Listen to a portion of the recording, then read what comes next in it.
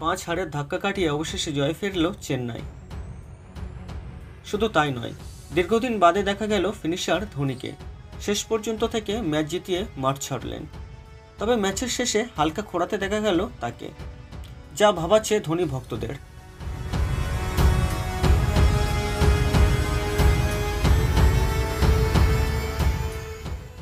Toss করতে নেমে গুরু শিষ্য মেতে ওঠেন মজায়। ছবি তুলতে গিয়ে পান্থের গায়ে ভর দিয়ে দাঁড়িয়ে পড়েন ধোনি। তরুণ উইকেট কিপারও হাসি চাপতে পারেননি, তিনিও পাল্টা ধোনিকে জড়িয়ে ধরেন। টসে জিতে প্রথম ফিল্ডিং করার সিদ্ধান্ত নেন চেন্নাই অধিনায়ক মহেন্দ্র সিং ধোনি।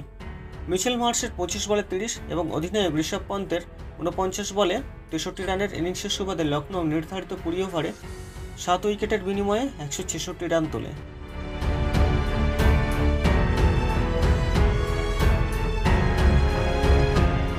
$167 রান তাড়া করতে নেমে অনেকদিন বাদে চেন্নাইকে দেখা গিয়েছে পুরনো ছন্দে। প্রথম ওভারে জোড়া 4 মেরে শুরু করেন রচিন রবীন্দ্র।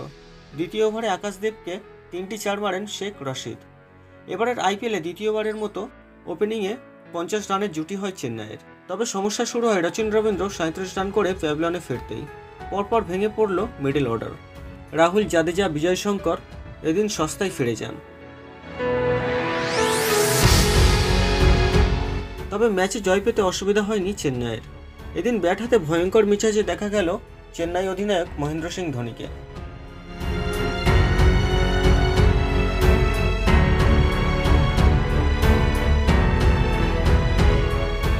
7 নম্বরে ব্যাট করতে নেমে 2টি 4 মেরে শুরুটা খারাপ করেননি তিনি। তবে 17তম ওভারে শার্দুল ঠাকুরকে মারা 1 হাতে 6 এদিন সেরা দৃশ্য হয়ে থাকল। 19তম ওভারে তার সহজ ক্যাচে ফেলেছেন রবি বিষ্ণোই। ততক্ষণে অবশ্য ম্যাচ চেন্নাইয়ের পকেটে। 19.3 ওভারেই 168 রান করে 5 উইকেটের বিনিময়ে। শিবম দুবে অপরাজিত থাকলেন 37 বলে 43 রান করে।